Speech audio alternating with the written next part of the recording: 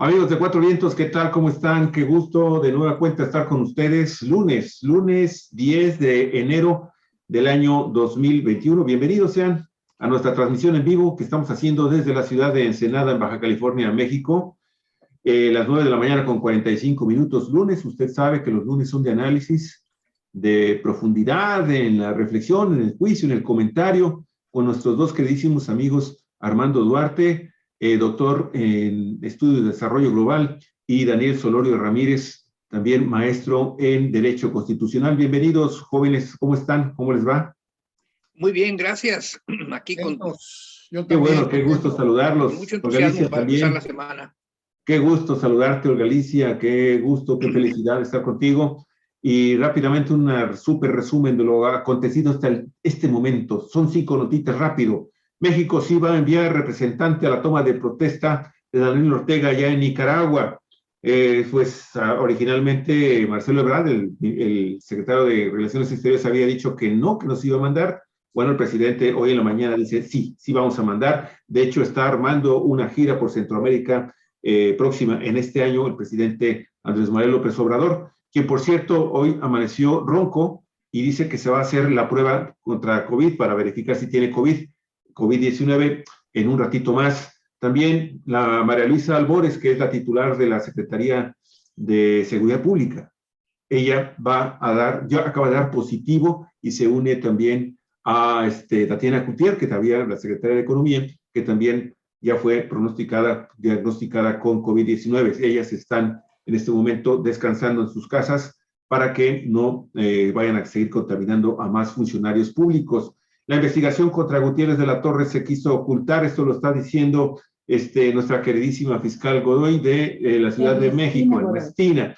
Y sabe que hay un reportaje muy interesante del periódico Milenio sobre las organizaciones que están traficando credenciales de elector para la revocación del mandato.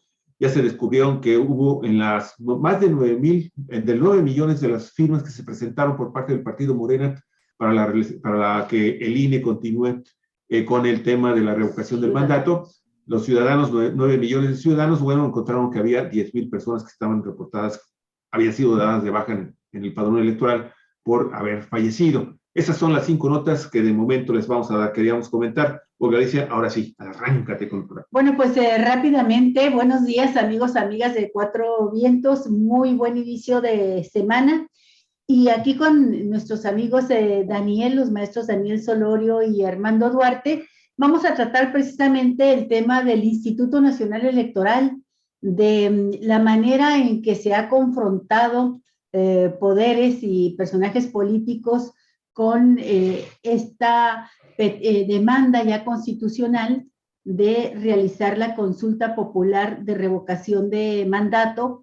El argumento reiterado del instituto en voz de su consejero presidente Lorenzo Córdoba, de que no tienen los recursos, de que la Cámara de Diputados no les aprobó en su presupuesto la partida suficiente para realizar esta revocación de mandato. Ellos hablan de que la consulta popular costará arriba de 3,800 millones de pesos en cifras cerradas, 3,800 millones de pesos, y dicen que pues tendrían que sacarle agua a las piedras porque no hay dinero para hacer esta consulta.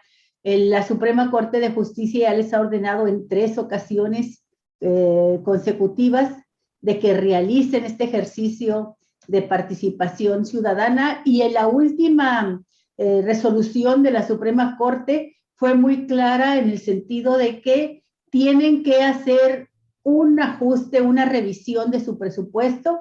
Luego de que hagan esta revisión de su presupuesto y vean al máximo las posibilidades de que se reúna esa cantidad de los 3,800 millones, además de revisar si eso es lo que cuesta la consulta, pues luego de que hagan ese ejercicio interno, entonces recurran a la Secretaría de Gobernación a pedir el faltante, si es que hay un faltante, y la Secretaría de Gobernación verá tanto el ajuste que hayan hecho como la posibilidad que tengan realmente por parte de Gobernación de dar ese faltante.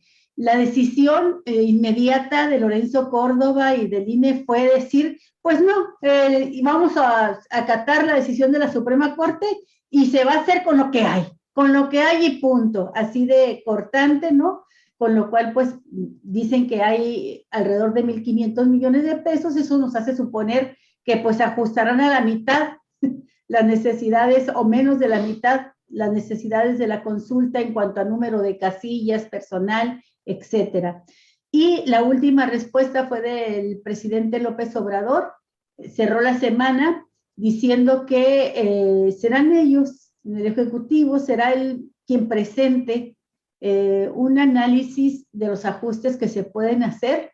No será vinculatorio, es una sugerencia, una propuesta, porque asegura si hay dinero en el INE para poder garantizar la realización de este ejercicio de participación ciudadana. El primero, por primera vez en la historia, en que se le dará la decisión a la población para que diga si quiere o no que un presidente continúe en el mandato. Bueno, pues hasta ahí yo hago esa síntesis apretujada y les dejo a ustedes la palabra para que nos digan su opinión sobre este tema que se vuelve cada vez pues más polémico, y los tiempos, no hay tiempo que no se venza, y entonces estamos cercanos cada vez más a esa fecha del 10 de abril, fijada ya para la realización de esta consulta popular. Y pues me gustaría que empezáramos contigo, Daniel, porque tú eres aquí el maestro en derecho constitucional. Adelante, Dani. Bueno, cómo no. Gracias, Olga, Javier, Armando. Pues buenos días también al público de Cuatro Vientos. Y por supuesto que diré algunas cosas. Primero, pues ya lo dijo Olga, es la primera vez en la historia de este país en que se convoca al pueblo, en que se convoca al electorado para que decida si un presidente, si el presidente del país, de la nación, si el jefe de Estado debe continuar o no debe continuar en el ejercicio de su encargo. A ese ejercicio en que la gente decide si continúa o no el presidente se le llamó revocación. Ese es el nombre oficial que está escrito en la Constitución, se le llamó revocación de mandato. Ese nombre ha dado lugar a confusión, ha dado lugar a debate, ha dado lugar a conflicto, y qué bueno que ha dado lugar a conflicto porque se van esclareciendo las palabras y lo que las palabras encierran. La palabra revocación da a sugerir que únicamente puede haber ese ejercicio si lo piden los que quieren que el presidente se vaya del cargo, que no termine su encargo. Esa es la idea que gramaticalmente deriva del concepto revocación de mandato. Tienen razón los que sostienen esto. Vengo a pedir que se le revoque el mandato y vamos a ir a votar para que se le revoque. Entonces hay quienes están diciendo no se vale, no tiene por qué haber revocación de mandato, no tiene que haber esta consulta si los que lo están solicitando son los que quieren que se quede el presidente. No existen, dicen algunas voces con buen sentido gramatical, no existe una institución que se llame ratificación de mandato o confirmación de mandato. No es necesario, no existe, no está legislado, no está previsto, se debe desechar. Y luego a continuación dicen, pues los que lo están pidiendo son los que quieren ratificar, son los de Morena, son los partidarios de López Obrador, los que están pidiendo que se haga este ejercicio. Luego entonces no tiene por qué haber esta consulta. Bueno, es una interpretación, me parece, puramente gramatical, puramente literal, puramente letrista, porque efectivamente letristamente eso sería correcto. pero no lo es en cuanto al sentido de participación política de la gente. Recordemos que esta institución es una institución derivada del fenómeno más o menos reciente en este país que se llama democracia participativa. Es esta nueva etapa que empieza a practicarse en México, conforme a la cual el electorado no se limita a votar el día que hay elecciones para nuevos gobernantes, sino que sigue interviniendo en otras decisiones posteriores. Y en ese sentido, en ese mecanismo, hay una serie de mecanismos de democracia participativa y una de ellas es esta. Finalmente no es otra cosa más que una consulta. Aunque se llame revocación de mandato, no es más que una consulta popular. Se le consulta al pueblo y no hay manera de decir de antemano, no existe una manera de decir de antemano que toda la gente que va a ir a votar, ni siquiera se puede decir válidamente, al menos para efectos jurídicos, que toda la gente que votará el día de la consulta quiere ratificar. Ciertamente yo iré a votar el día de la consulta y votaré porque se quede el presidente. Muchos otros lo haremos, pero no tenemos ninguna certeza de cómo va a votar la mayoría de la gente que vaya a emitir su voto el día en abril, en el próximo abril, en que se lleve a cabo la consulta. No tenemos ninguna certeza jurídica.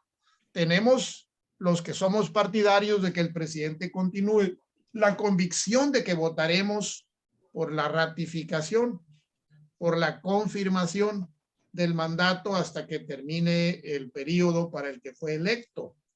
Pero jurídicamente no tiene ningún sentido establecer la presunción de antemano. No tenemos base jurídica para decir de antemano que va a ganar el sí, la ratificación. No lo sabemos. Sabemos y estamos pidiendo que haya una consulta. Más que una revocación, estamos pidiendo una consulta, que se le pregunte al electorado. Entonces, hasta ahí tengo mi primera intervención.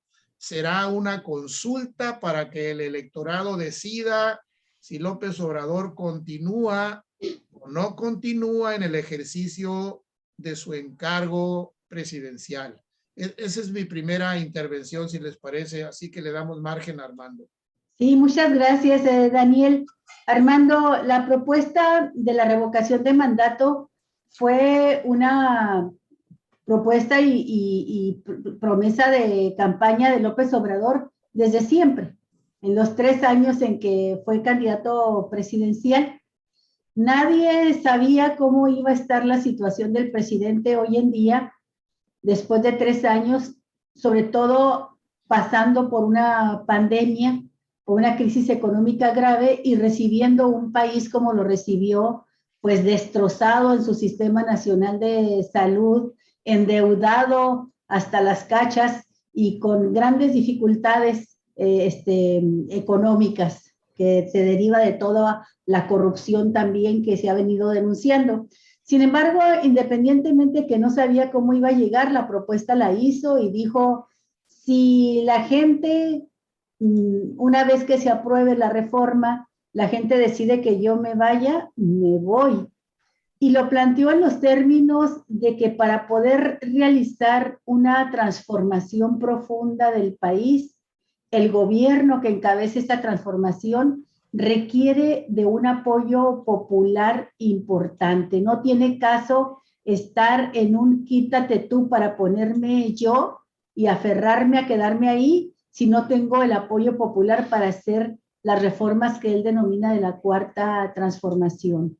Bueno, ahora sus adversarios, incluido en algún momento argumentos del INE, son en el sentido pues de que prácticamente no es necesario realizar esta consulta porque pues el presidente tiene una aprobación alta, dicen las encuestas, y algunos van más lejos los políticos panistas fundamentalmente dicen que es un ejercicio de egolatría, que el presidente ególatra quiere mostrar que tiene mayoría y que es contra lo que pregona la Cuarta Transformación, un gasto enorme, ¿no? Que va en contra de la austeridad porque se gastarán 3.800 millones de pesos y que, bueno, lo que está buscando es perpetuar en el poder a Morena. Por ahí va. El caso es que primero estuvieron posponiendo la aprobación de la revocación,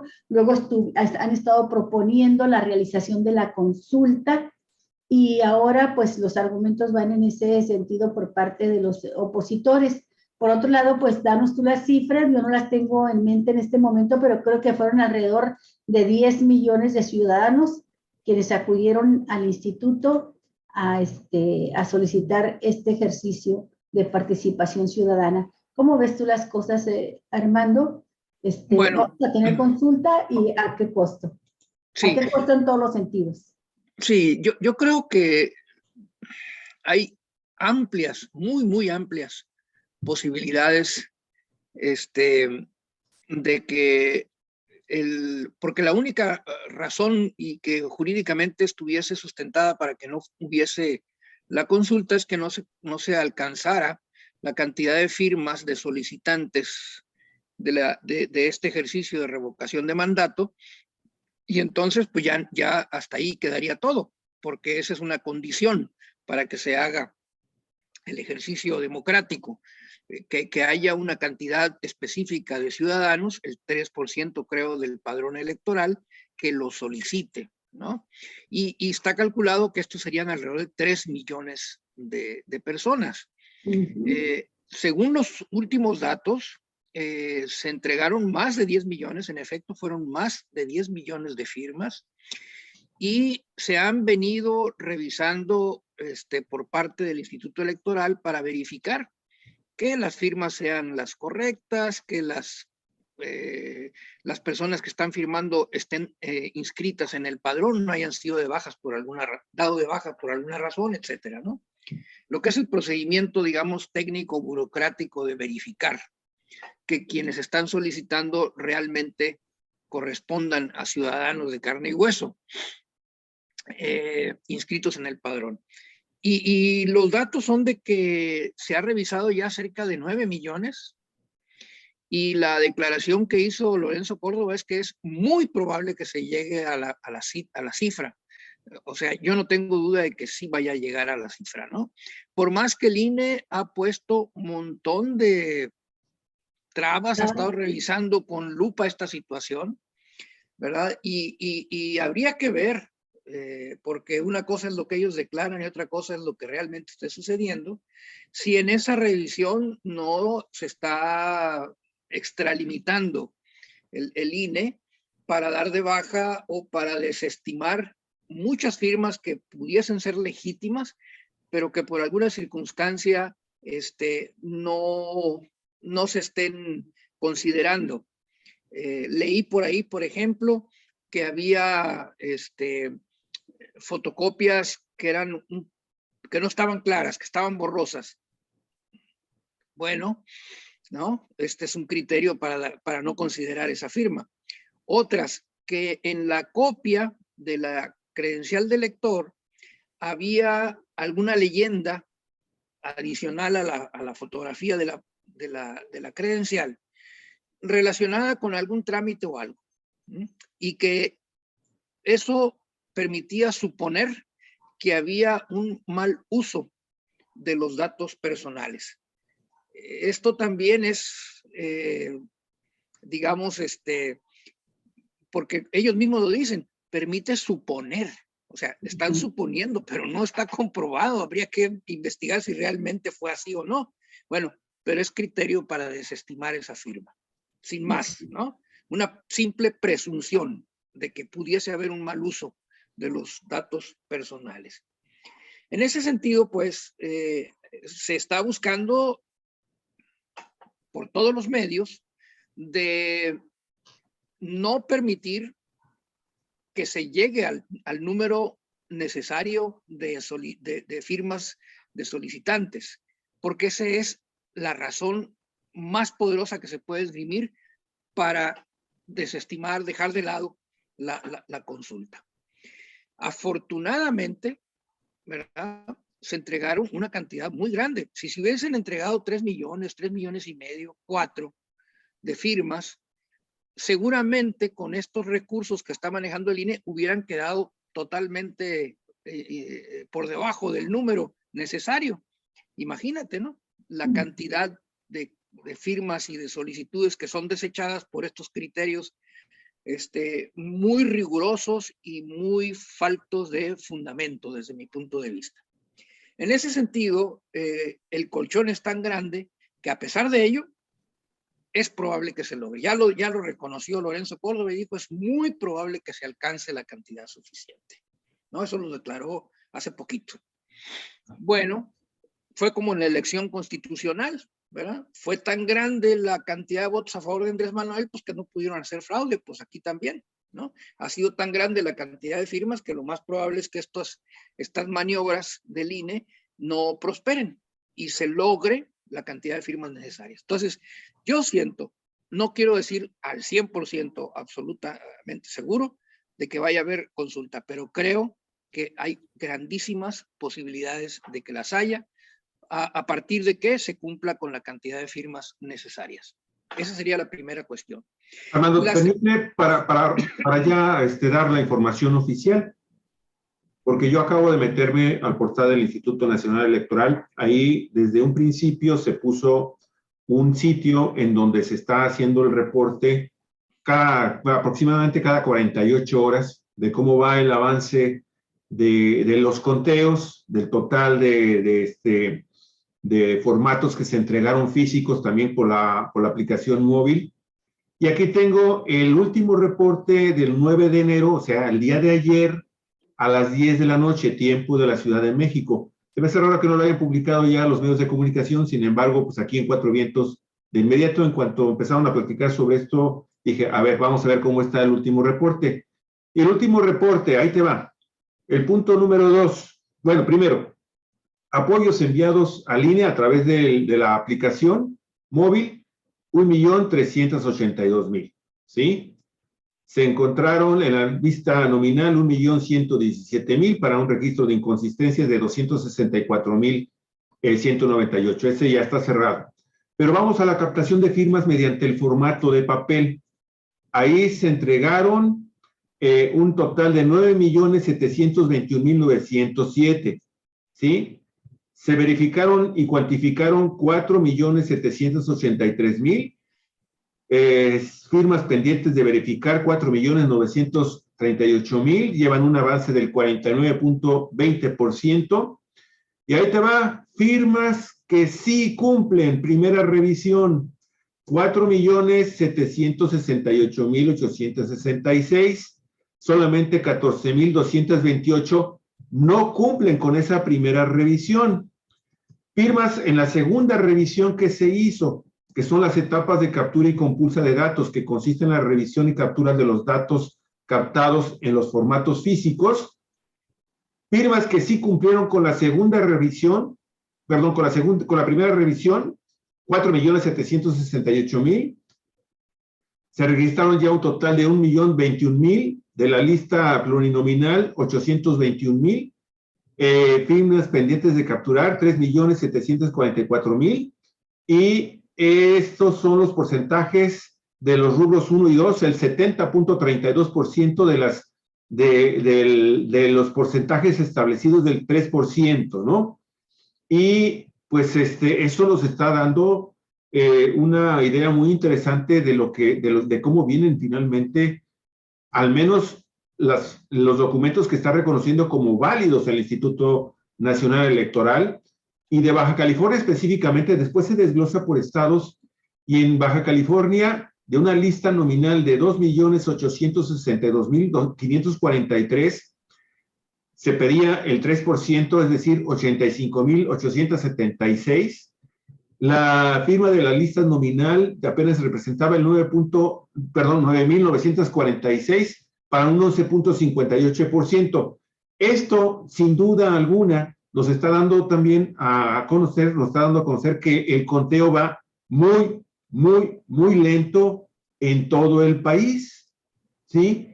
Y en cuanto a inconsistencias, lo que está marcando es un total de 264,198, de las cuales 13,157 fueron no válidas las credenciales que se presentaron, firmas no validadas 19,966, foto no válida 88,563, fotocopias 51,454 y sin firma 1,439.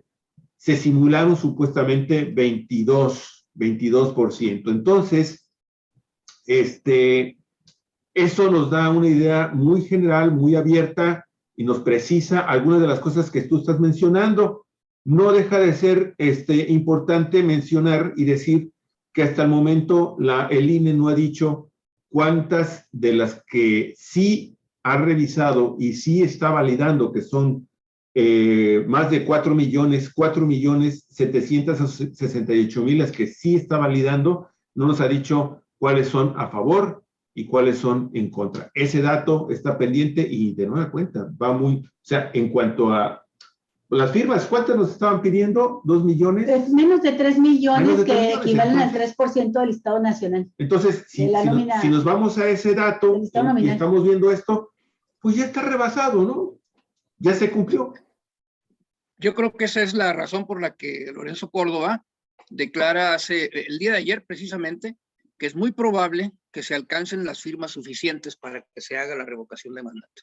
Entonces, eso lo dijo en la tarde, a las 10 de la noche, tiempo de México, eran las 8 de la noche, tiempo de Baja California, se dio el reporte, ahí están, 4,668,886. Esa es la en la primera revisión.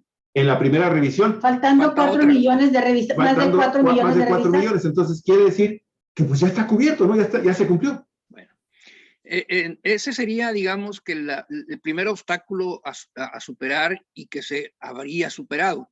Si es así, si se supera ese obstáculo, se tiene que realizar la consulta. Se tiene que realizar la consulta. Es un mandato constitucional, hay una, no sé si sentencia o resolución de la Suprema Corte diciendo que voy a poner ahorita en pantalla. Si se logra la cantidad, se tiene que hacer. Entonces ya está. El asunto está en cómo se va a realizar, ¿sí? Sí. Y el mandato de la Corte, según tengo entendido, es en el sentido de que se deben de instalar la misma cantidad de casillas que en la elección constitucional. Entonces, ahí está un problema, porque la postura irreductible del Instituto Electoral es de que no tienen dinero, no les alcanza y no pueden instalar todas las casillas. Aquí lo interesante es ver qué es lo que va a proponer el Ejecutivo, lo que va a sugerir el Ejecutivo como forma de decirle al INE, mira, si puedes, aquí está, ¿no? Hazle de esta manera.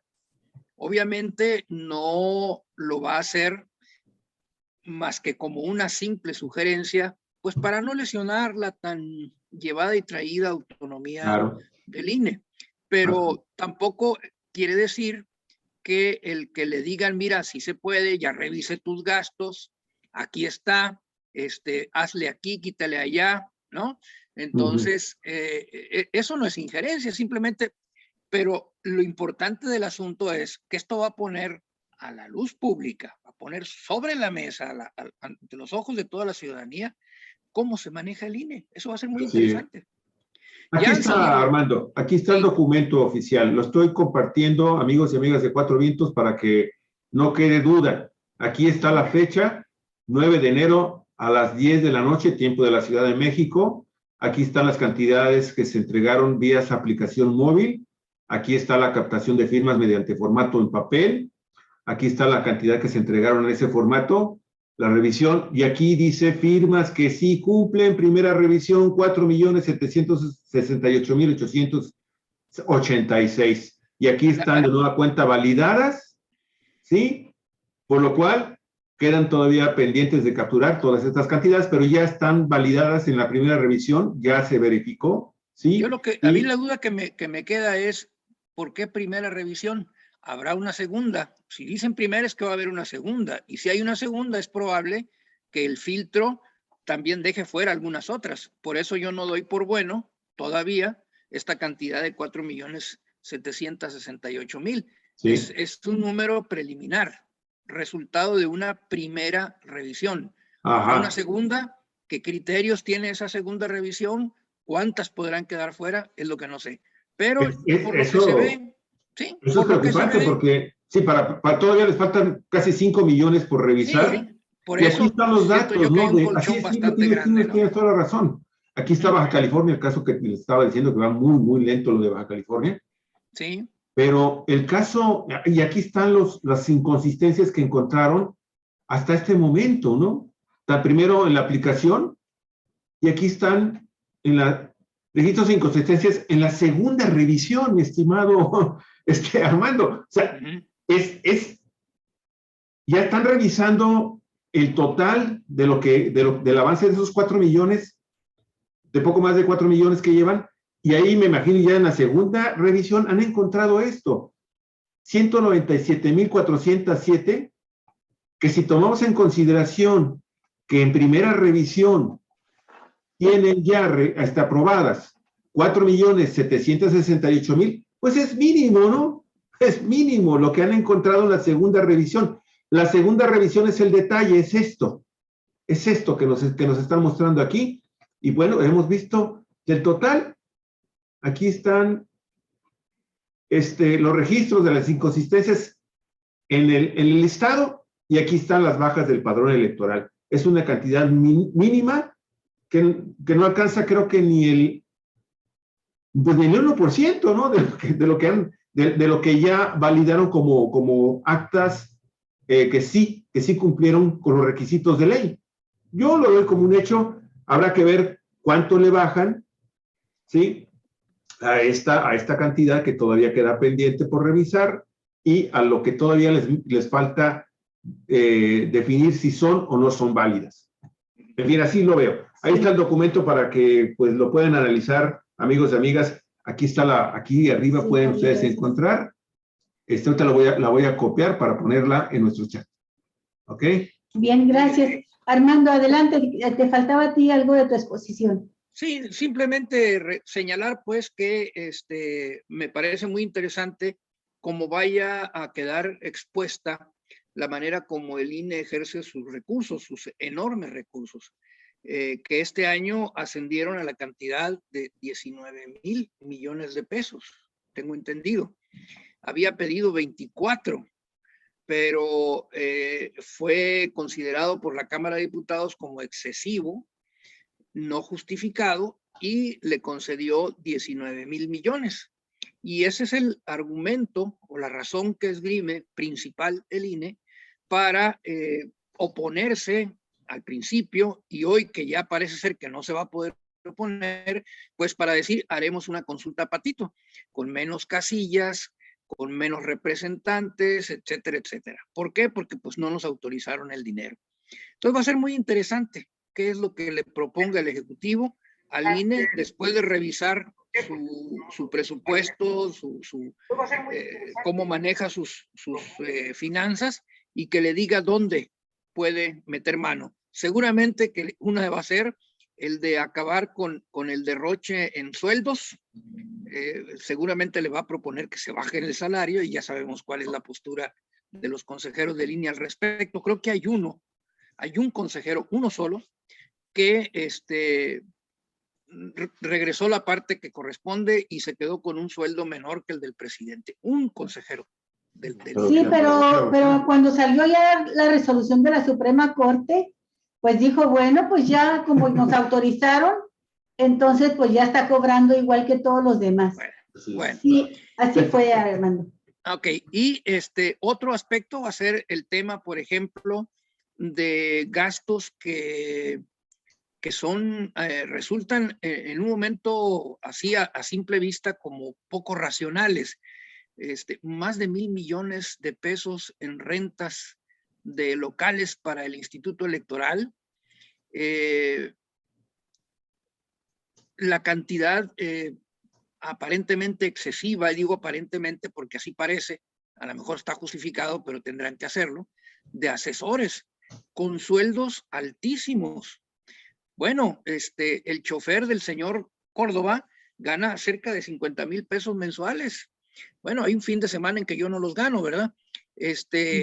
Pero pues así está, ¿no? O sea, son una persona cuya única función es conducir el vehículo, para lo cual no se requiere de mucha preparación, de capacitación, etcétera. Yo no sé cuáles serán los requerimientos que les exijan a los choferes del INE, pero pues es un sueldo para chofer, a mí me parece que excesivo. Y como esos, ha de haber muchísimos en la enorme burocracia que tiene el INE. Se ha convertido verdaderamente en un ente burocrático de grandes dimensiones, y que seguramente allí hay una fuga muy importante de dinero, y que se ha resistido el INE a hacer una revisión, ¿verdad? Con ese espíritu de, pues de recortar gastos, de austeridad, con ese espíritu de austeridad, de revisar el ejercicio de sus gastos. O sea, quieren que en un ambiente de austeridad y de carencia de recursos, seguir ellos como élite, como burbuja por su carácter autónomo, pues seguir actuando, funcionando en las condiciones en que prevalecían antes, en donde se les daba lo que querían y no se ponía cortapisa alguno a sus apetitos financieros. Sí. Bueno, gracias, Armando. Yo quiero hacerle una pregunta a Daniel, porque me llamó la atención, Daniel, que dijiste, pues que de manera incorrecta, en tu opinión, se denominó ley de revocación de mandato. Y es que, bueno, así venía la iniciativa que presentó el propio presidente de la República. Lo que sucede, y es lo que te quiero yo preguntar, comentar, es que cuando se vaya a hacer esta consulta, te van a hacer la pregunta como ciudadano de si quieres o no que sea revocado el mandato del presidente. Y es una pregunta que tiene dos respuestas. Nada más es sí o no. Y si tú dices que sí quieres que sea revocado y se reúnen los requisitos de ley, que acuda el 40% del estado nominal, y de esa participación la mayoría dice que se vaya, sí a la revocación, es decir, que deje ya el cargo, pues entonces la ley de revocación de mandato tiene como resultado eso, la revocación. Pero la consulta se hace para saber qué es lo que piensa la ciudadanía, si la quiere o no. Y quiere también la respuesta en el sentido de que no quiere la revocación. Y si la mayoría dice no, entonces se traduce de manera lógica, inmediata, en una ratificación del mandato. No puedes convocar a una consulta de ratificación del mandato, porque el gobernante fue electo para los 6 años y únicamente existe el derecho de los ciudadanos a decidir a mitad del sexenio si decide o no que ese gobernante continúe. Así es que es una consulta que puede resultar en la ratificación o puede resultar en la revocación. Y creo que a partir de ahí es válido también que entonces los ciudadanos, quienes quiera que sean, a favor o en contra, pues se encarguen de recabar firmas. Pero también creo que es válido hacer incluso campaña a favor de que se vaya, campaña a favor de que se quede por parte de los ciudadanos. Hay analistas políticos que consideran que incluso los partidos políticos debieran entrar abiertamente a hacer campaña, porque la están haciendo. Los personajes políticos la están haciendo y no de manera encubierta. Aparecen panistas, aparece un Ricardo Anaya, aparecen varias figuras diciendo pues que la revocación de mandato no tiene caso, que no se puede realizar, e incluso acusando al presidente López Obrador de querer destruir el INE.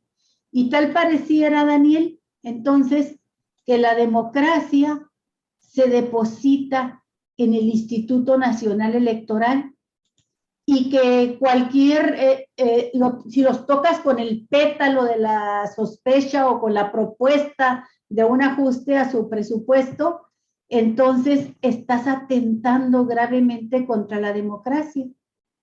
Y el planteamiento va en el sentido, Daniel, de en quién radica la soberanía, la democracia, en quién radica, quién tiene esa facultad de decidir.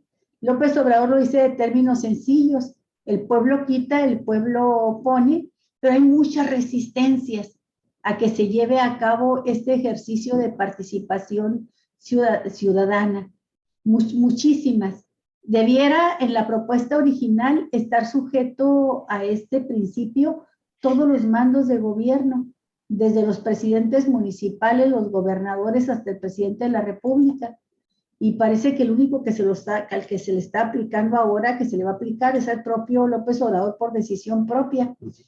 Entonces, me gustaría que nos dieras tú algunos comentarios sobre esto de la democracia y la propuesta, el origen de la propuesta de la revocación de mandato.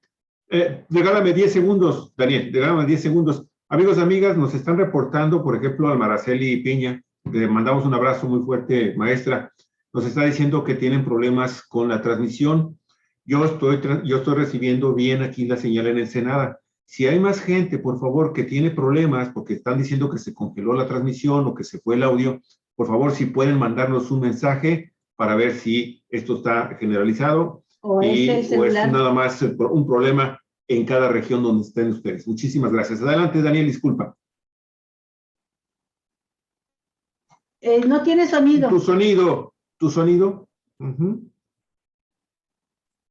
Ahí estamos. Sí, ahí estamos. Bueno, hay que destacar una idea errónea, que hay que denunciar una idea errónea que ha venido siendo invocada desde la oposición para reprocharle al presidente López Obrador todo esto del proceso de revocación de mandato, que en los hechos por parte de sus partidarios queremos que se traduzca en una ratificación de mandato. Pero ha habido una distorsión que salió inclusive de boca de Lorenzo Córdoba en una intervención reciente. Dijo Lorenzo Córdoba, pues que a él le parecía esquizofrénico, dijo, el hecho de que la gente que quiere ratificar a López Obrador sea el que está pidiendo la revocación de mandato. Dice, los que lo quieren ratificar están pidiendo la ratificación. Y luego ha insistido también constantemente Lorenzo Córdoba y los partidarios, sus partidarios, que finalmente son los miembros del llamado PRIAN, que ahora tiene otros nombres. Desde esas voces han salido expresiones como que López Obrador no desprecia al INE, a pesar de que gracias al INE es presidente. Ha habido esas expresiones. López Obrador es presidente gracias al INE. El propio presidente ha dado respuesta a esos señalamientos. No es presidente gracias al INE. Es presidente a pesar del INE, a pesar del equipo que gobierna al INE, porque los 30 millones de votos fueron una luz, fueron una avalancha de votos que nadie podía evitar que López Obrador fuera presidente en la avalancha de votos del 2018. Tengo presente a un dirigente del PRD, me parece que al dirigente nacional del PRD, días después de la elección de 2018, dijo, yo esperaba, dijo, nosotros esperábamos un tsunami de votos, sabíamos que iba a venir un tsunami de votos por López Obrador, pero no esperábamos una bomba atómica, dijo.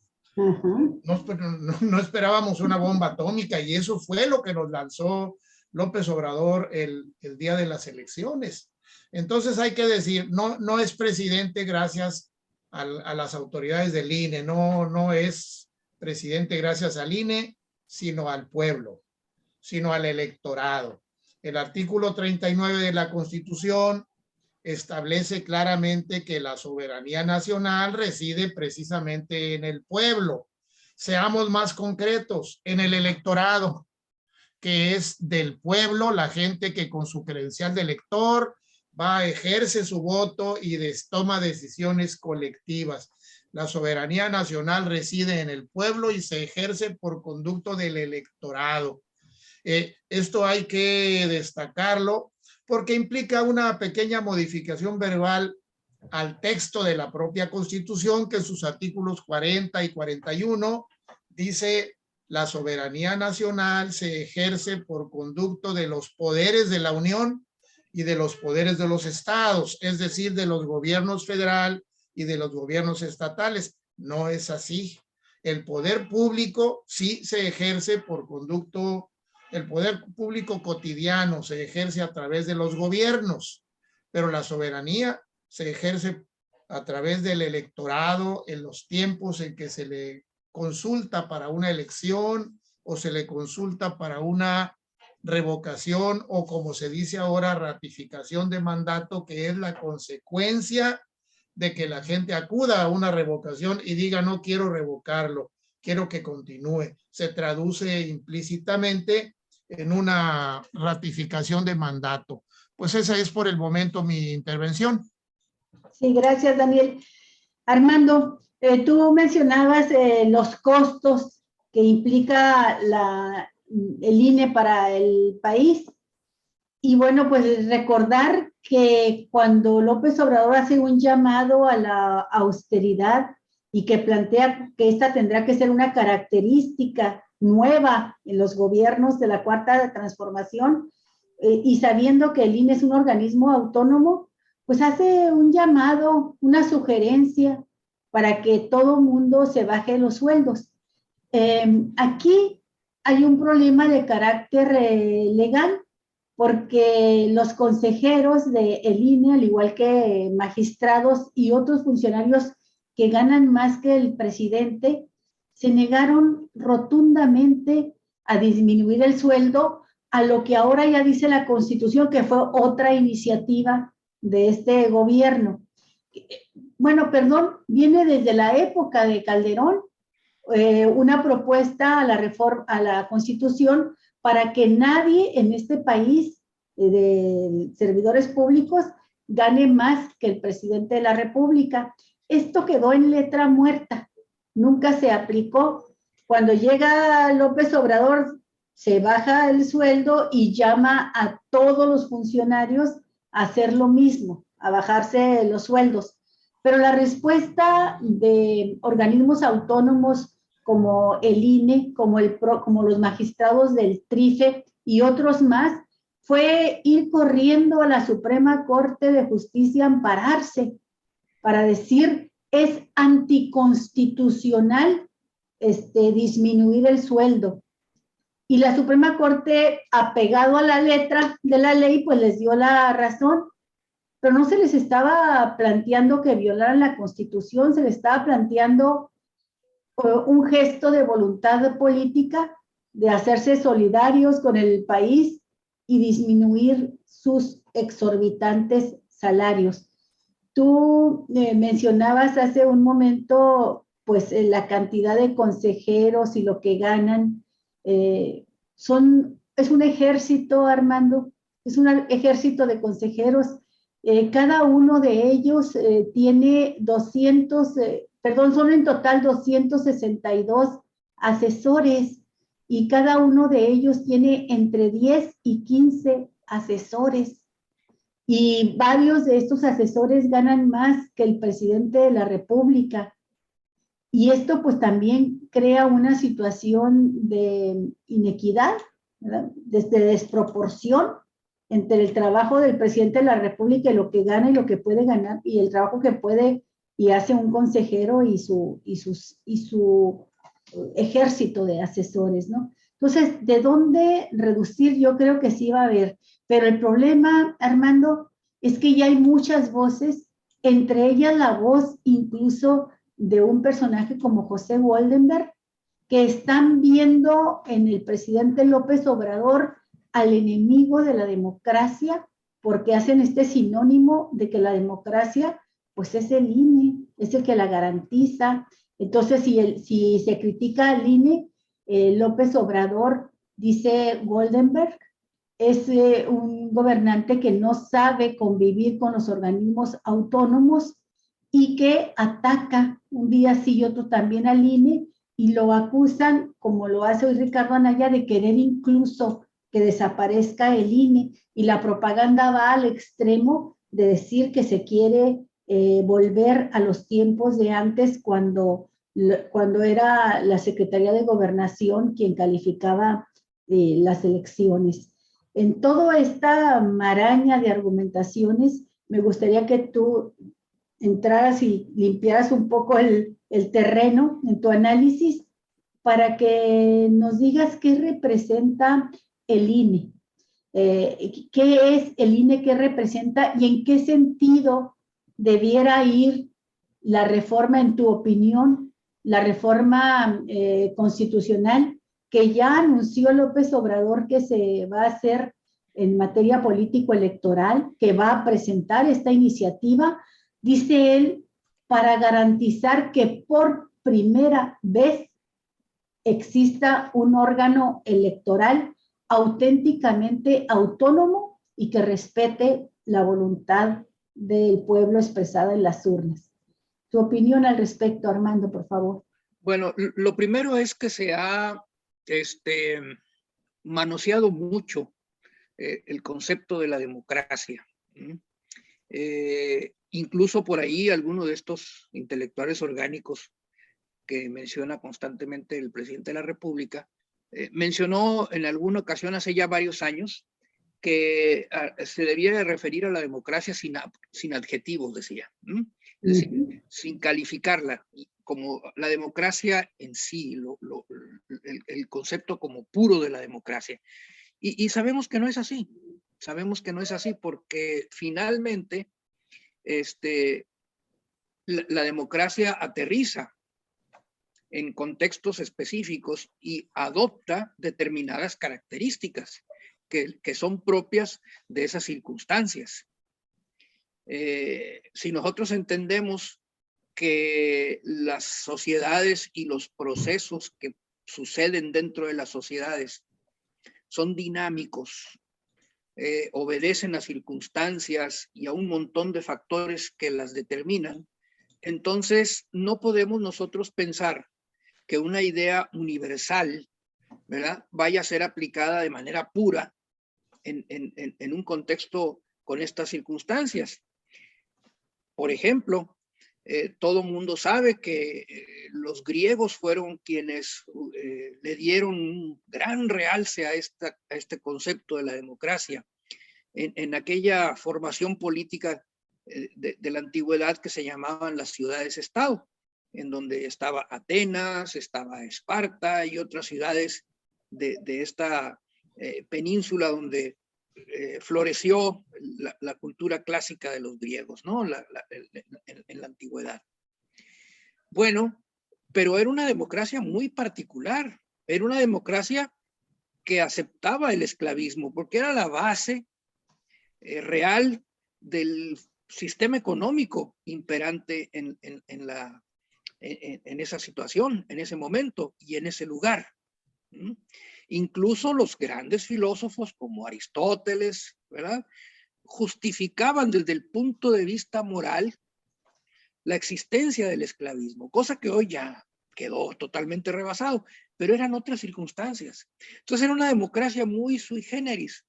Una democracia se llamaba de los hombres libres, ¿no? Y hay que entender que para los griegos de esa época, hombre libre era el que no tenía que trabajar. ¿Por qué? Porque tenía esclavos que trabajaran para él. Y entonces el hombre libre podía dedicarse a la reflexión, a las artes, a la política. Y entonces la democracia estaba circunscrita a los hombres libres. Y entonces, y así, hombres libres, porque tampoco las mujeres participaban en esa democracia. Entonces, eso era, digamos, la democracia griega, ¿no? Después, esto quedó, digamos que durante un buen tiempo como en un estado de aletargamiento. La democracia como sistema político dejó de existir y se recupera en la época de la Edad Media tardía en el caso de Europa, ¿no? Porque solamente en Europa hubo Edad Media. Entonces, en las ciudades, que eran estas, digamos, poblaciones que empezaron a surgir como consecuencia del desarrollo de nuevas formas de actividad económica, y que quienes vivían en las ciudades no dependían directamente del señor feudal o del monarca, porque su actividad económica no estaba basada en el usufructo de la tierra del gran propietario, que era el señor feudal. Entonces, el régimen de servidumbre que caracterizaba el feudalismo en Europa, en las ciudades se rompe. Las ciudades eran libres, ¿no? Era el ciudadano. Y entonces, en algunas de estas ciudades se empieza a practicar la elección de los representantes. Y 2000 años después de la Grecia antigua, resurge la democracia como un mecanismo para la conformación de los órganos de gobierno. Lo revolucionario del aspecto era que el sistema político en la Europa feudal estaba basado en el principio del derecho divino, es decir, que los gobernantes tenían el derecho de gobernar porque era la voluntad de Dios, era el Papa o sus representantes los que ungían y coronaban a los reyes. Eran los depositarios del poder. Ahí sí, el poder estaba depositado en el soberano era el rey, ¿no? Y entonces estaba por encima de las leyes, él era el legislador. Cuando se da toda esta transformación en donde las ciudades empiezan a cobrar fuerza y empieza una clase emergente como fue la burguesía a adquirir incluso riquezas equivalentes o superiores a los de la nobleza, empezaron a reclamar sus derechos y empiezan a plantear la necesidad de un nuevo orden político, que fue el que se dio a partir de la Revolución Inglesa del siglo XVII, con Oliver Cromwell, ¿verdad? En donde eliminan la monarquía absoluta, se constituye por un breve periodo una república, un protectorado, y después regresan a la monarquía, pero ya no el mismo tipo de monarquía, sino una monarquía constitucional, en donde ahora el soberano ya no es el rey, ahora el soberano es el pueblo que tiene su representación en el parlamento. Y entonces esto le da a la democracia otra connotación muy, muy especial. Pero esta circunstancia también dio pie a que hubiese voces que alertaban, es que si es el pueblo ahora el que define, vamos a caer en la tiranía de los pobres, vamos a caer en la tiranía de los plebeyos, y entonces había que limitar el ejercicio del voto. E inventaron una serie de cuestiones, que solamente voten los que pagan impuestos, los que tienen propiedades, los que saben leer y escribir, lo que se llama la democracia censitaria. Es decir, se hacían censos de las personas que tenían la capacidad de votar, tipo padrones electorales ahora, pero donde el criterio era, bueno, ¿cuánto tienes? ¿No? ¿Cuánto pagas de impuestos? Y si tienes esto, puedes votar. Y entonces mucha gente no votaba. La inmensa mayoría de la población no votaba. Eran democracias muy especiales, ¿no? En donde el sufragio universal se había quedado en un discurso, pero era en realidad un sufragio muy limitado a ciertos sectores de la población. El sufragio universal se empieza a desarrollar a partir de que los trabajadores empiezan a tomar conciencia de su papel e importancia en la sociedad como creadores de la riqueza y empiezan a exigir el derecho a elegir a los gobernantes. Y cuando se dan conflagraciones muy importantes, como fueron, por ejemplo, la Primera Guerra Mundial, el pueblo decía, nosotros somos los que vamos a la guerra, nosotros somos los que morimos por la patria y no tenemos derecho a elegir. Y entonces empieza la lucha por el sufragio universal, incluido el sufragio de las mujeres, y no es sino hasta entrado el siglo XX que las mujeres adquieren el pleno derecho a votar, dándole ya, ahora sí, al sufragio ese carácter universal. Hay que decir que en México fue hasta la década de los 50 cuando la mujer adquiere este derecho, y un país como Suiza, hasta los 70 adquiere la mujer el derecho al voto, los 70 del siglo XX. En Estados Unidos los negros hasta mediados del siglo adquieren el pleno derecho de voto, ¿verdad? Y de respeto a sus derechos civiles, de tal suerte que la democracia, como podemos ver en estos ejemplos, va adquiriendo determinadas características según las circunstancias y cómo evolucionan los procesos sociales, cómo van evolucionando las relaciones políticas dentro de un país. En México se implantó una democracia de corte liberal representativa, en donde se hablaba de que el ciudadano transfiere su soberanía a aquellos a quienes elige para que lo representen en los órganos del poder, y particularmente en el Parlamento, en las cámaras de diputados y senadores, en nuestra realidad. Pero esta circunstancia, este tipo de democracia, ha quedado totalmente rebasada o es insuficiente para expresar el verdadero sentir del pueblo. Prueba de ello es cómo se ha divorciado el pueblo de sus instituciones típicamente representativas.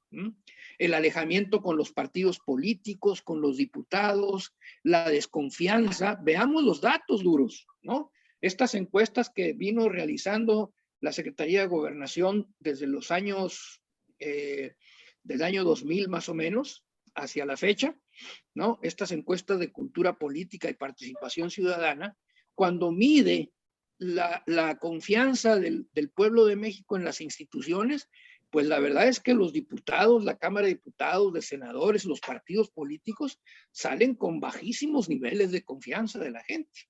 Hay una separación, porque por la perversión del principio democrático. Esa perversión que consiste en olvidarse que es el pueblo el depositario de la soberanía.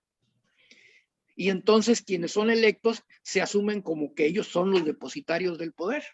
Por eso Andrés Manuel y la Cuarta Transformación plantean que el principio democrático fundamental es que el poder reside en el pueblo y que quien manda debe hacerlo obedeciendo. Y resulta que en esta democracia liberal representativa, a la que son muy afectos los del INE, el propio José Goldenberg, ¿no? Para ellos el poder está en los órganos del gobierno y hay que establecer la gobernabilidad y la gente tiene que apechugar, ¿no? Entonces, es esto lo que está en conflicto.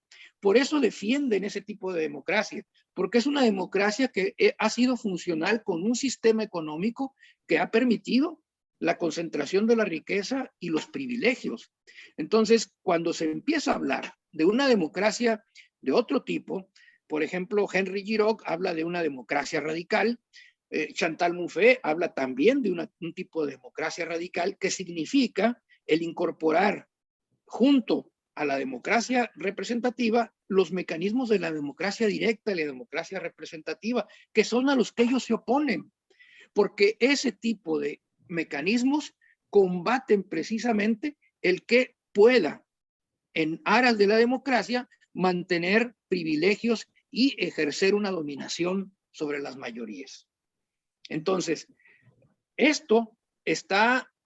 yo compararía este proceso de transición que se está dando en nuestro país con el que se dio precisamente con las revoluciones en Europa, la revolución inglesa a la que me referí, la revolución francesa, la lucha por el sufragio universal, la lucha por las mujeres por obtener el derecho al voto, la plenitud de sus derechos políticos.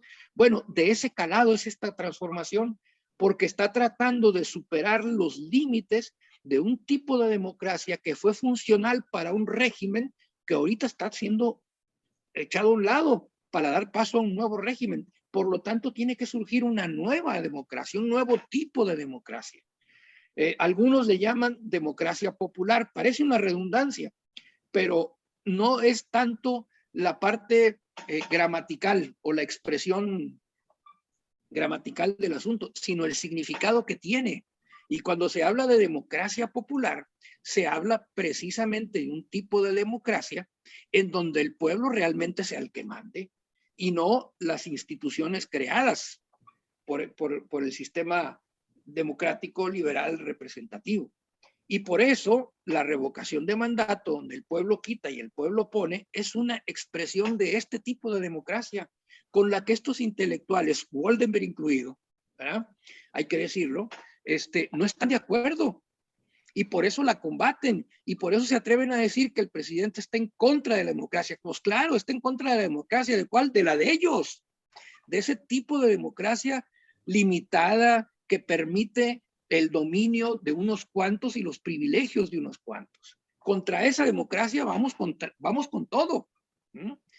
Y se trata de instalar una democracia radical, donde realmente la gente sea la que mande. Muy bien, pues muy buena exposición, Armando, gracias. Y Daniel, siguiendo este hilo conductor del razonamiento que hizo Armando, me gustaría que tú nos comentaras sobre el surgimiento del INE y las deficiencias, sus virtudes y sus deficiencias también, porque el INE fue el resultado de una inconformidad popular, ciudadana, política muy grande, después del fraude electoral de 1988 contra Cuauhtémoc Cárdenas.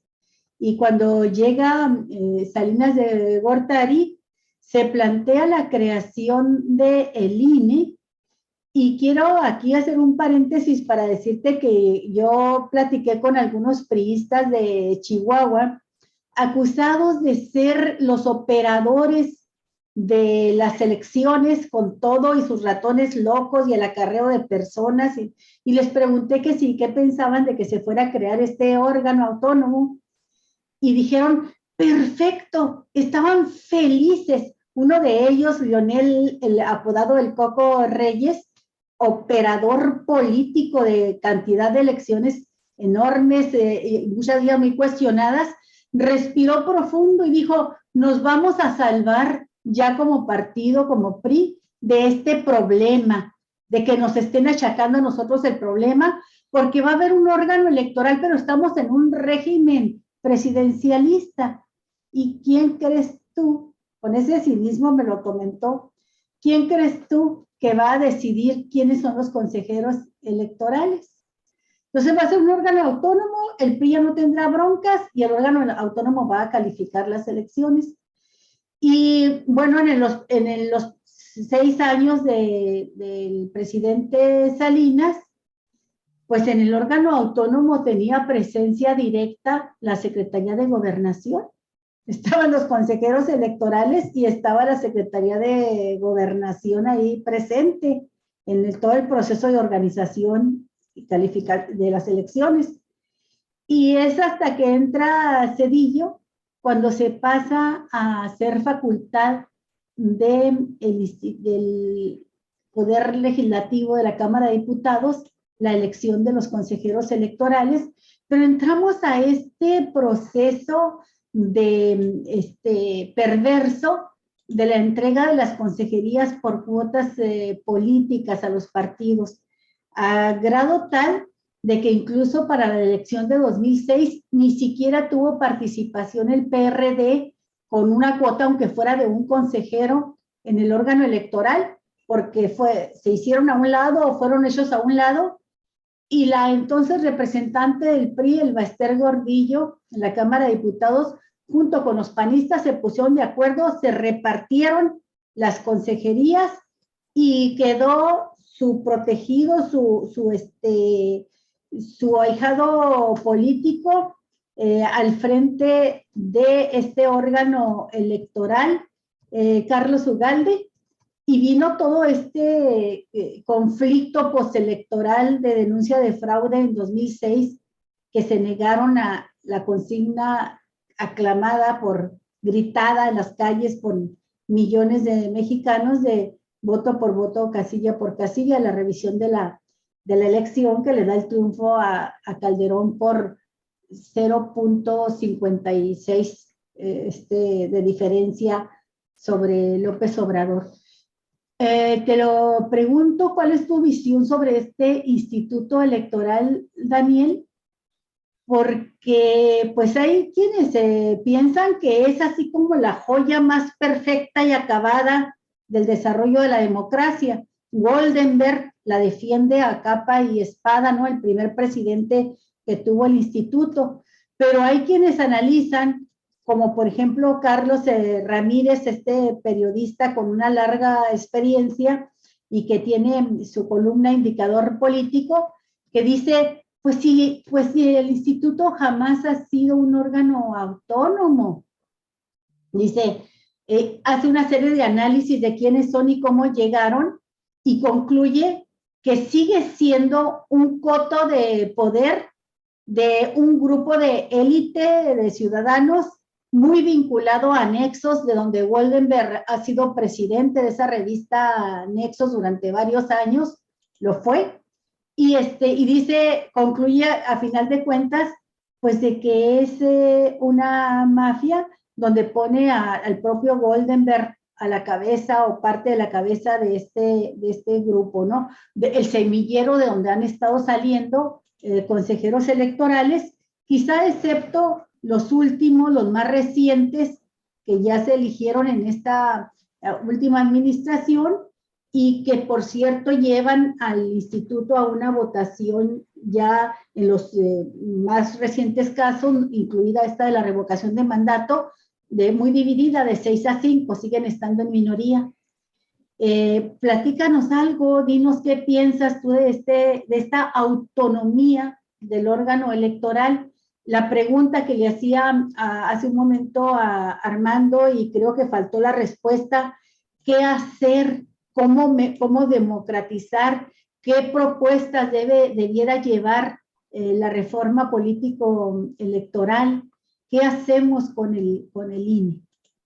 Adelante, Daniel. Bueno, entre tu dicho que acabas de terminar de exponer y el dicho de Armando, han hecho ustedes una magnífica exposición de lo que ha pasado con el Instituto Nacional Electoral durante los aproximadamente 30 años que tiene de existencia.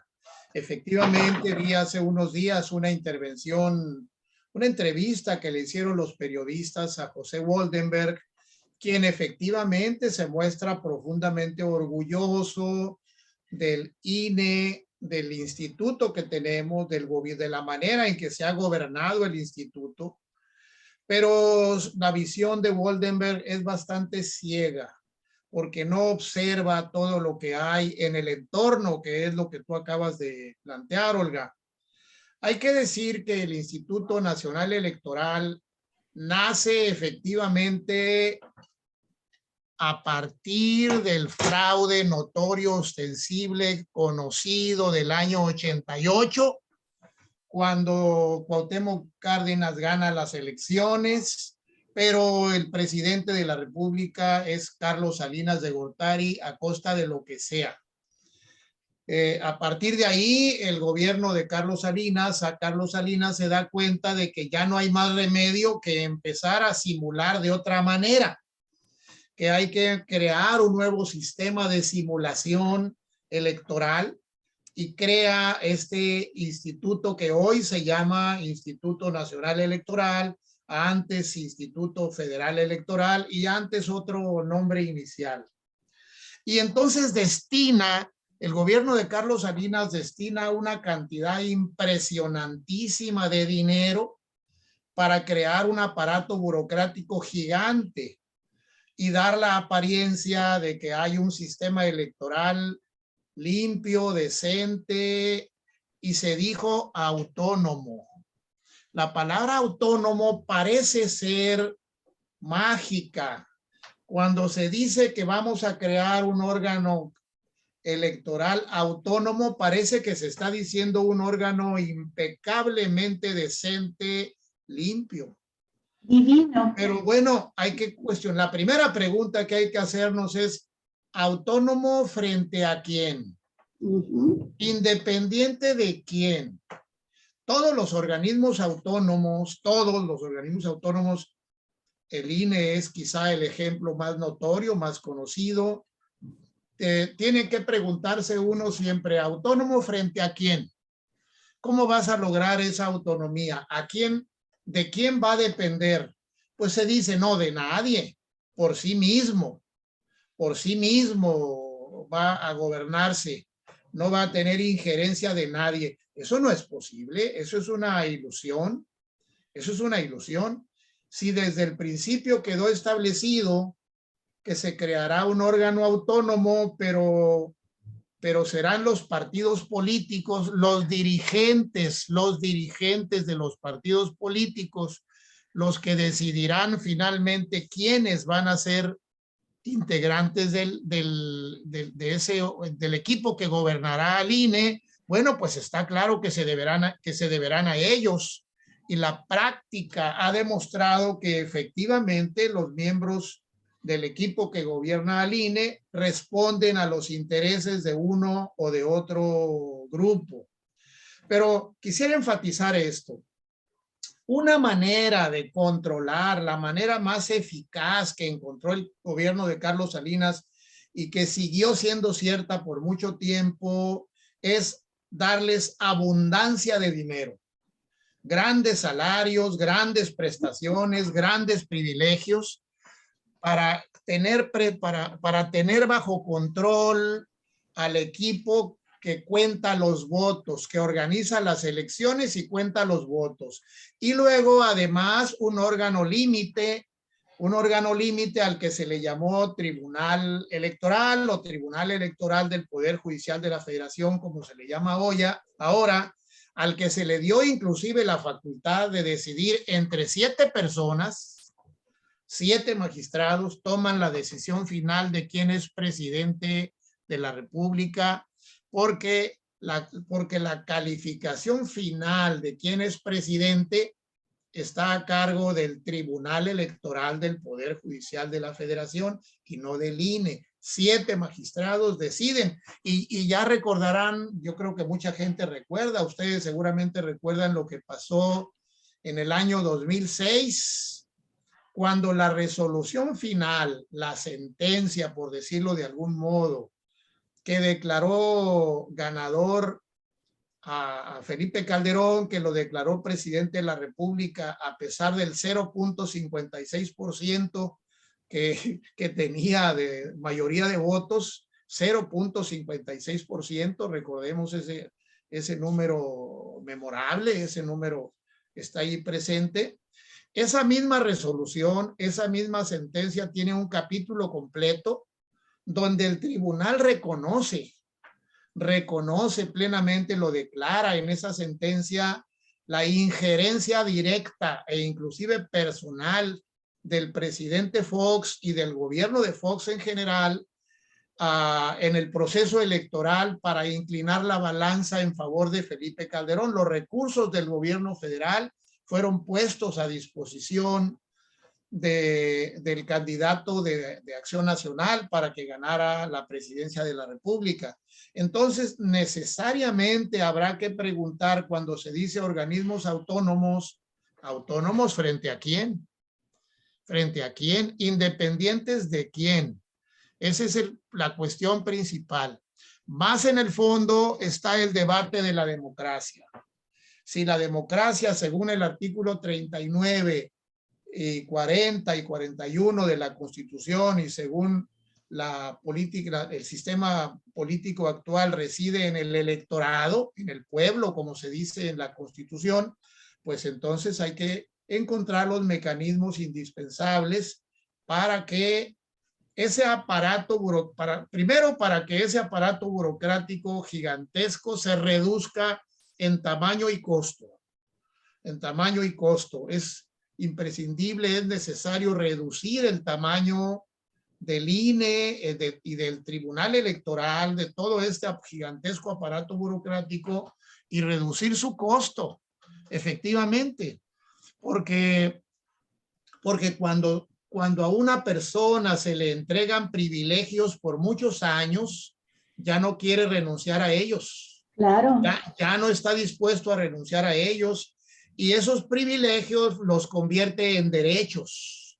Por eso cuando llega el gobierno, cuando hay un cambio de régimen en 2018 y el presidente invita a toda la gente que trabaja para el gobierno mexicano en la rama judicial, en la rama ejecutiva, en la rama legislativa, invita a los gobiernos estatales a una etapa de austeridad republicana, empieza la resistencia y los privilegios, y todos nos encontramos entonces con que los privilegios se convirtieron en derechos y los consejeros del INE se fueron a los tribunales de amparo a decir, no, yo no puedo renunciar a mi gigantesco salario porque es un salario justo.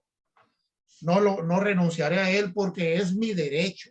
Y luego inmediatamente empezaron a convertir sus privilegios convertidos en derechos, los convirtieron en bandera también para defender, dizque, la autonomía del INE.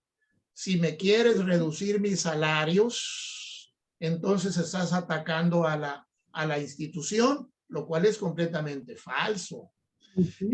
Ese mismo debate se dio en la Suprema Corte. Recordaremos todos que dentro de la Suprema Corte los propios ministros que tenían salarios de alrededor de $500,000 de pesos mensuales, de prestaciones gigantescas, defendieron también, exigieron el respeto a la autonomía, dijeron, del Poder Judicial, a la autonomía del Poder Judicial, porque consideraron que se le atacaba si se les pedía reducir sus altísimos ingresos. Siempre que toco este tema, yo hago notar que esa actitud que hubo en la Suprema Corte de los propios ministros se extendió a los magistrados y jueces federales de todo el país.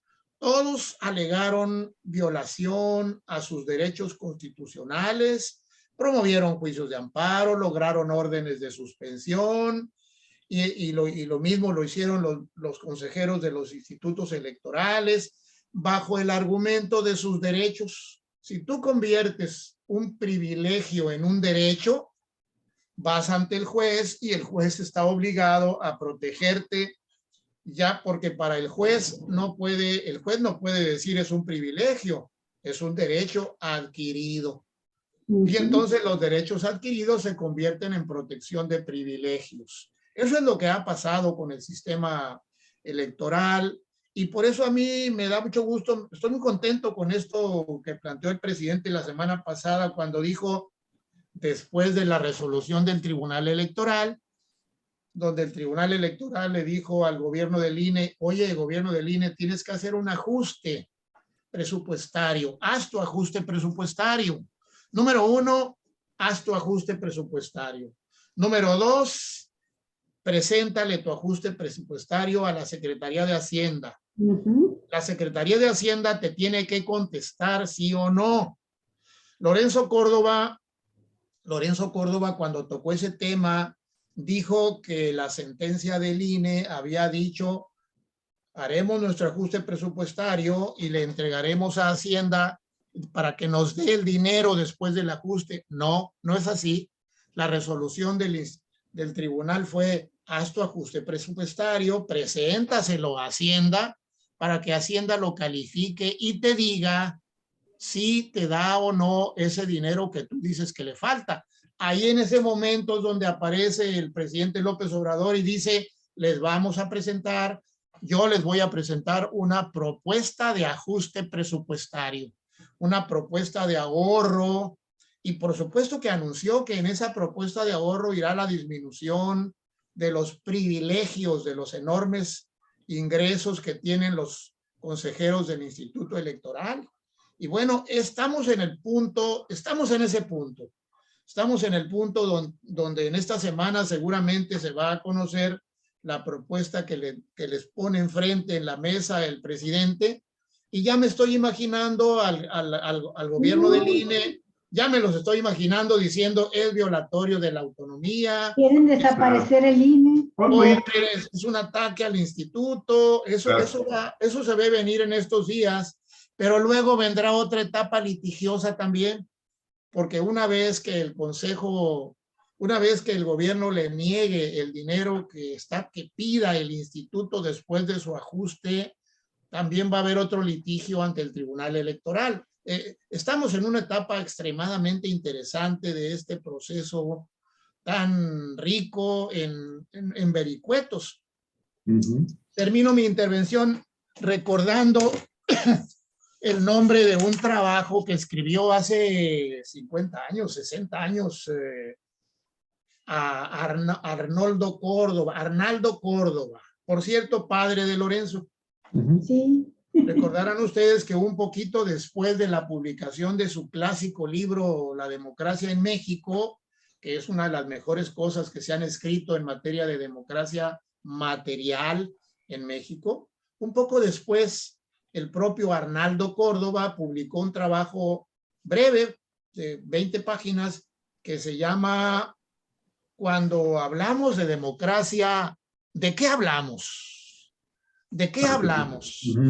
Y plantea el problema que provoca para las democracias, las entre comillas democracias, la desigualdad social, la desigualdad económica. ¿Cómo vamos a tener un sistema democrático en un país donde la desigualdad económica es tan profunda?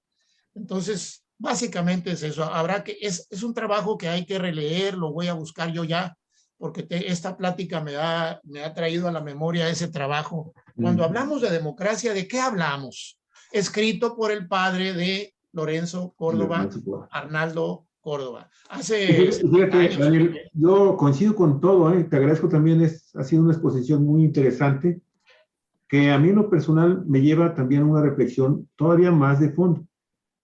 Tú hace ratito acabas de decir que estamos viviendo en un momento fundamental para fortalecer nuestra visión democrática. ¿Qué país queremos a futuro inmediato, a mediano y a largo plazo en materia política democrática? Y es entonces cuando vemos ahora que por primera vez en la historia contemporánea de este país, aunque existían obviamente en todas las elecciones estas fraudulentas que se presentaron en nuestro país, pues prácticamente desde que se empiezan los gobiernos civiles en este país, tú sabes que hubo bastantes procesos electorales en donde hubo balazos, hubo golpes de Estado, hubo disfrazadones ahí también, cosas de veras realmente muy alejadas de lo que vendría siendo la democracia que este país requiere para poder seguir avanzando y poder terminar con este régimen de injusticias y enormes desigualdades. Pero yo creo que es también importante y fundamental que en este momento histórico que estamos viviendo, con una presidencia de la República que nos ganamos 30 y tantos millones de ciudadanos cuando votan a favor de un sistema económico diferente, hasta cierto punto de lo que estábamos viviendo con los gobiernos neoliberales, abiertamente neoliberales, del PRI y del PAN, de estos dos partidos, como que entonces ahora requerimos abrir más todavía el debate y profundizar más en las necesidades democráticas de este país. Y en ese sentido, entonces tendríamos que hablar de una reforma profunda de dos cosas que son fundamentales. El sistema de partidos que tenemos, por un lado, y también pues, el árbitro electoral que nos hemos ganado, que finalmente ahí poco a poco también empujando. Ahí se van dando este tipo de simulaciones, como tú decías también hace rato, ¿no? Simulamos de que tenemos un árbitro imparcial, democrático, en fin. Y entonces, pues entonces tendríamos que ampliar a debate, llevar a debate, empezar ya, Daniel. Creo yo que es fundamental empezar ya a hablar de qué es lo que se requiere en este país para entonces profundizar en la democracia que queremos, que también esto de la democracia, híjole, hay tantos conceptos equivocados, manipulados sobre este concepto fundamental, pues que ya se hablaba, como dijo Armando, desde la Grecia clásica, ¿no? En fin. Y entonces aquí, pues habría que ver entonces, para empezar, en materia del árbitro tendríamos entonces que ciudadanizar, ¿verdad? Ya vi ahorita tu recado, Armando. Ahorita termino rápido. Ciudadanizar este instituto, hacerlo realmente ciudadano, que se elija democráticamente también por un voto directo de los ciudadanos. Con ciudadanos, el otro día lo comentábamos algo de ello, existen, que pueden no estar identificados directamente con un partido, pero que tienen un valor ético y honesto fundamental y abiertamente democrático. Pero por otro lado, y esa es la pregunta que yo te quiero hacer, por otro lado tenemos este sistema de partidos, ¿sí?, que impiden también que lleguen ciudadanos al poder legislativo, donde se pueden impulsar este tipo también de reformas de fondo, ¿no?, que requiere el país para avanzar en su democracia. Y entonces, incluso, pues también modificar todo este tema de los partidos políticos que subsidiamos los ciudadanos a través del erario cuando se les proporciona un presupuesto público para que puedan operar, y ya sabemos muchas veces cómo utilizan ese recurso.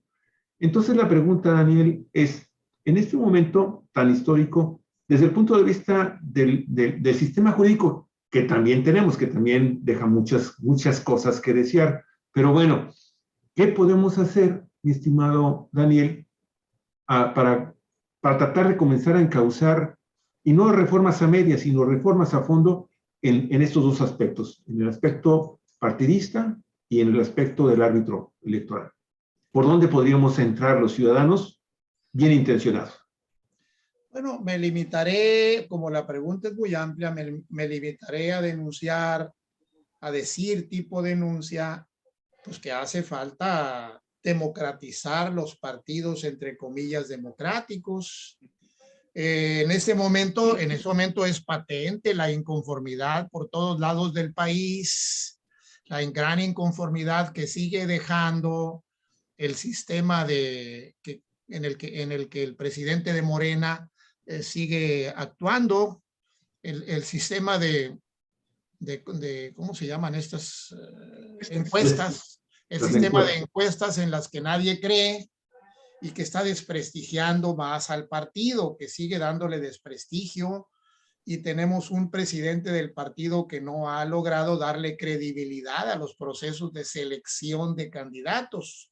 Ese es uno de los puntos que hay que denunciar, cómo se eligen candidatos. Bueno, la democracia, creo que todos los que creemos en la democracia tenemos que pedir democratización de cada uno de los pasos, de las etapas de los procesos electorales.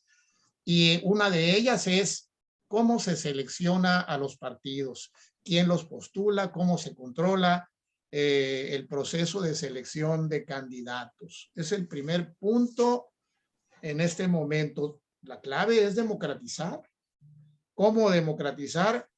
Ahí estamos en el mundo de la complejidad, pero al menos hemos visto que Mario Delgado se ha regodeado en la complacencia de seguir actuando mediante encuestas que nadie le cree, que ya ni él mismo cree, y donde quiera, en todos lados, está siendo criticado, y eso está dando lugar a problemas en ese proceso de selección de candidatos, a pesar de que y aún así, digo, y aún así los triunfos de Morena electorales por todos lados siguen menudeando gracias a la fuerte presencia, al fuerte liderazgo del presidente López Obrador. Sigue descansando en la imagen política del presidente López Obrador el éxito de Morena.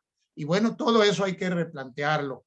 La cuestión es, los que creemos en la democracia, tenemos que insistir en democratizar todos y cada uno de los momentos de los procesos electorales e ir transfiriendo, abriendo este debate en todas las instituciones. Por eso yo insisto mucho en la democracia universitaria, que ya será materia de otro debate. Pues por el momento... Entrar al tema del parlamento, de los parlamentos, Daniel, porque luego ocurre también, y esto también tenemos que señalarlo, a veces la buena disposición de los diputados, que pueden ser ciudadanos realmente, personas de pueblo, gente que representa realmente a sus comunidades, pero llegan al Congreso y muchas veces tienen que ceder también ante una línea que les fija la presidencia de la República o el propio partido. Y ahora, las crisis que tú estás mencionando no nada más es en este momento de Morena. La verdad es que el sistema de partidos en el país está por los suelos, la credibilidad, la confianza en ellos, y la decepción en ellos. Sin embargo, Armando, Daniel, perdón, no, específicamente quiero comentártelo contigo, este tema podría mejorar si el Congreso comenzara a hacer frecuente y común este tipo de, que han dado en llamar en parlamentos abiertos o no sé, para que los ciudadanos puedan participar en la toma de decisiones, en cómo delinear las políticas públicas en materia legislativa, para que no dependa nada más finalmente del capricho, de la necesidad de un partido, de un presidente. Y no estoy refiriéndome específicamente en este caso al presidente de la República, en este momento de Andrés Manuel López Obrador, la actual, porque eso lo han hecho de manera totalmente descarada y muchas veces oculta y no nos dábamos cuenta hasta que ya se aprobaban las leyes ahí en el Congreso. Hoy al menos sabemos que hay intenciones, que se van a presentar algunas reformas, y esas reformas, bueno, son sujetas en este momento a un debate público, y está bien, pero no podríamos avanzar mejor si también tuviéramos una especie de parlamentos abiertos, parlamentos ciudadanos, gente que de buena fe y comprobada imparcialidad en sus comentarios, como los hacemos aquí nosotros, pudieran incorporarse también al trabajo legislativo. Pues creo que así lo están haciendo, Javier. Por ejemplo, la reforma eléctrica ya está anunciada con un parlamento abierto amplio que se lleve la discusión a los más amplios sectores de la población. Y yo me imagino que también la reforma electoral tendrá que ser así, porque tiene que ser aprobada por una participación importante de la gente y porque va a tocar intereses muy fuertes, Daniel, Armando. Por ejemplo, a Lorenzo Córdoba lo tenemos ahorita de presidente después de que se violentaron las normas internas del órgano electoral, porque su periodo ya había vencido y es el Pacto por México, PRI, PAN y PRD, quienes incluso personalmente participaron, pero nada más en las reuniones con los consejeros de lo que era el IFE, para buscar la transición del IFE hacia el INE, porque el PAN se empeñó en que solamente aprobaba el Pacto por México si cambiaban al órgano electoral y cambiaron el nombre del INE y crearon las OPLES, órganos locales, pero en esa transición quedaron como consejeros de transición algunos de los que ya estaban, y entre ellos Lorenzo Córdoba. Por eso dicen Lorenzo Córdoba es hijo directo del Pacto por México, ¿verdad? Y es hijo directo, porque era un parvulito, de José Goldenberg, junto con Ciro Murayama, eran los jóvenes que fue formando José Goldenberg. Entonces, pues llegan a la conclusión, pues, de que están en el INE agrupados todos aquellos que se vieron favorecidos económica y políticamente por estos partidos del Pacto por México. Entonces sí tiene que ser, que creo yo, un proceso amplio de parlamento abierto el que lleve a la reforma política electoral que México necesita. Pero yo creo que aquí... Es importante que se mencione, Olga, qué bueno que lo estamos mencionando nosotros, pero a mí me gustaría, no sé si sería todavía más benéfico para la democracia que queremos, Daniel, que eso se estableciera en alguna ley, en algún reglamento, incluso dentro del mismo Congreso de la Unión. ¿Qué opinas, Daniel? Bueno, ya el Congreso de la Unión ya empezó, como dice Olga, ya se han hecho algunos ejercicios. No es todavía la norma general. Te voy a ser muy sincero, yo a veces pareciera que estos parlamentos abiertos se toman como una decisión de respuesta ante la crítica de que no se tomó en consideración a la opinión pública y a los organismos que pudieran incorporarse para la elaboración de una iniciativa de ley o de una reforma constitucional. Pareciera entonces que es a chaleco, como han entrado en algunos casos este tipo de parlamentos abiertos. Sí, que parlamentos abiertos que si bien ya tibiamente se están haciendo en el Congreso Federal, no han bajado a los estados, al menos en Baja California.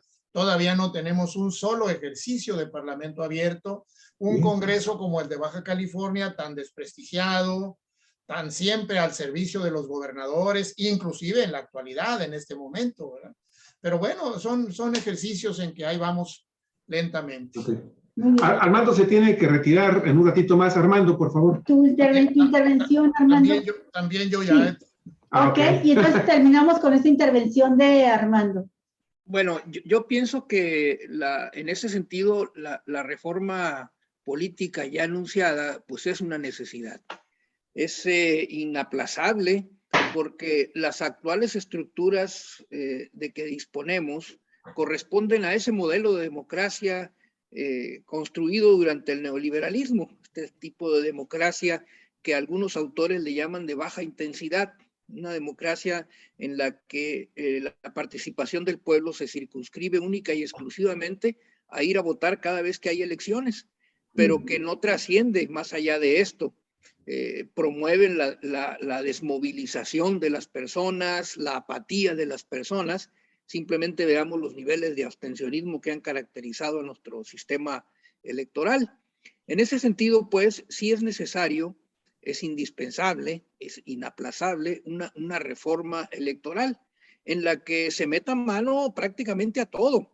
Cómo se integra el INE, cómo verdaderamente garantizar su autonomía, no solamente en términos declarativos, sino reales, en donde los consejeros no respondan a los intereses de los grupos de poder, sino que respondan precisamente a los intereses, vaya, de la democracia, a los intereses de la mayoría. Y habrá que ver, no sé qué mecanismos se podrán implementar para ello, para que la designación o selección de los aspirantes o de los integrantes de los órganos electorales no caiga precisamente en estos vicios. Habría que ver cuáles son los procedimientos más adecuados. No tengo respuesta para ello en este momento. Pero lo otro que a mí me parece muy relevante que dijo Daniel es precisamente que se puedan democratizar los partidos. Esa es una tarea inaplazable. Los partidos como están ahorita constituidos, como están formados los partidos, responden a ese viejo modelo. Queremos cambiar el modelo, tenemos que cambiar a los partidos, tenemos que democratizar a los partidos. Son dos tareas esenciales. Totalmente de acuerdo. Daniel, ¿algún último comentario? Nada, ya. Nada. Hasta el próximo lunes. Nos vemos el próximo lunes. Gracias, a lo mejor para el próximo lunes ya tenemos la propuesta de López Obrador de cómo ajustar el presupuesto de el INE. Así es, y bueno, pues van a estar llorando muchos. Va a haber jaleo ahí, va a haber jaleo. Adiós. Que tengan muy bonita semana, Armando. Un abrazo. Muchas gracias. Ya. Olga, antes de retirarnos, quiero agradecerle muchísimo a todas las personas que están comentando el programa. Muchísimas gracias. Qué bueno que les está gustando estos programas cada vez más y más y más. Así nos lo están haciendo ver a través de sus comentarios, de sus likes. Julia Valdés, Maribel Guillén, también muchísimas gracias. Un abrazo, Maribel. A Teresa Saavedra Talavera, muchas gracias. A Julia Valdés, a nuestros queridísimos amigos del Corporativo Jurídico Medinas, allá en Mexicali. Un abrazote. Un abrazo a usted, a su esposa. Irma Ojeda, muchísimas gracias por todos los comentarios que están presentando, muy interesantes todos ellos. Créanme, amigos y amigas, que quisiéramos leerlos todos, pero pues la verdad es que son un número muy interesante, muchos de ellos muy, muy interesantes, muy valiosos. Estamos a sus órdenes, muchísimas gracias por estar con nosotros. Si les gustó el programa, por favor, compártanlo. Y un último comentario. Me puse de repente muy triste ahorita, Olga Alicia. ¿Sí? ¿Qué pasó? Porque fíjate que me acabo de enterar que sí, una mala noticia, un doctor pediatra muy, muy querido, muy estimado aquí en la ciudad.